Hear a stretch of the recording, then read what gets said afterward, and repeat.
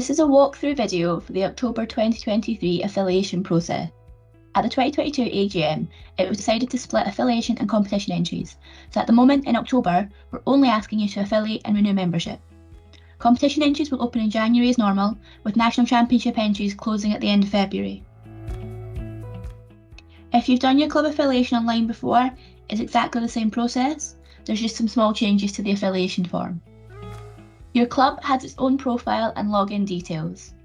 The username will always be the club name with a capital at the start of each word, then single space, capital B, single space, capital C. The password will be the same as previous years.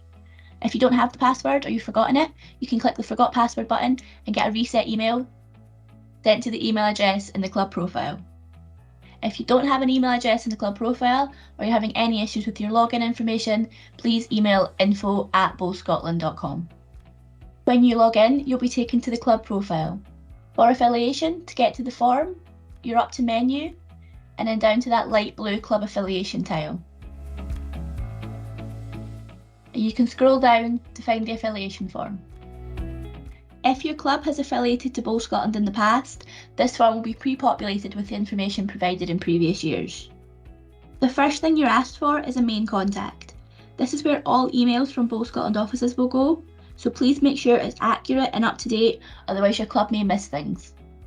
To edit who's selected as main contact, you can either click the little person icon there, and a list of club members will appear. Who you want in the role, and click Done. Alternatively, you can click the little bin icon to remove the person from the role, and then click Add, and select from the drop-down.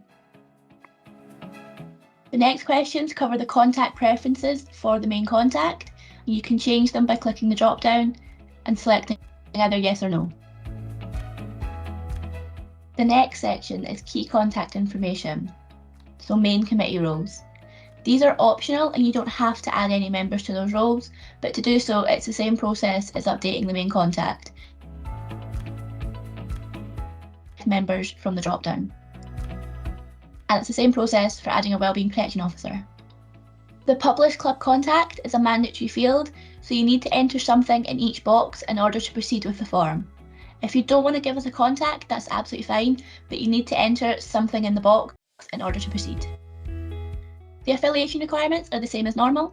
We're asking if the club has a constitution, and you can select an option from the drop-down. And if you want to add a credential, you can do so there, but it's not a mandatory field. Similarly, for public liability insurance, you can select an option from the drop-down and add a copy of that insurance if you want to. The next section is asking the year the club was established. We do so we can send out anniversary gifts for significant anniversaries. If you filled it in previously, it will be there. If it needs updated, you can overtype it. This next section is new for October 2023. This will help us understand our membership demographic, and it's 6 questions with an option for 0 to 10 members. These are mandatory questions, but there is that prefer not to say option if you don't know or you don't want to disclose.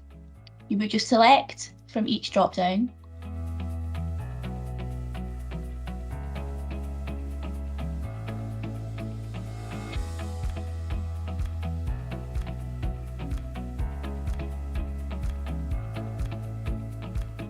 Finally, membership figures. This is where fees are calculated. A section that looks a little bit different to previous years. Instead of having a box to type in the number of members, there's a section for each membership type, and you can select the number of members you have from the drop-down.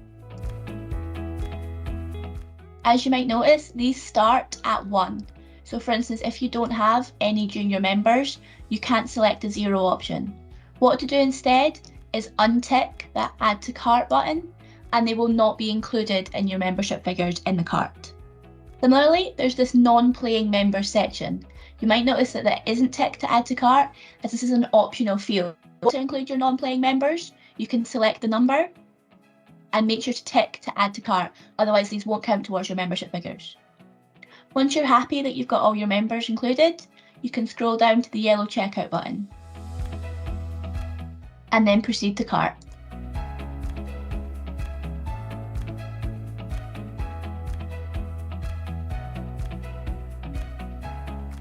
From there, please double check those membership figures, and if you need to update them, you can overtype the box and then click the yellow update button. Once you're happy with all the figures, you can then check out.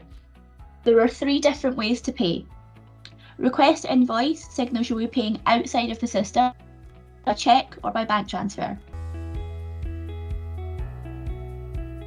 You can select your organisation and make sure the email address is correct, as that's where the invoice will be sent to. You can then scroll down and click Request Invoice. You also have the option to either pay by bank or pay by card.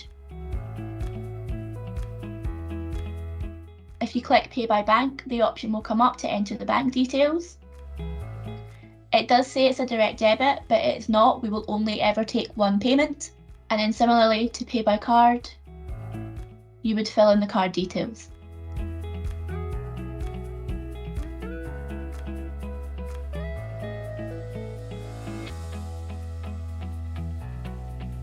Regardless of the way that you pay, you'll know your check. When you get to this screen, you've got a reference number and an email will be sent to the email address attached to the club profile. That is the end of the process, and your club or association will now be affiliated for the 2023-2024 season. If you have any issues with the affiliation process, please contact info@bowscotland.com.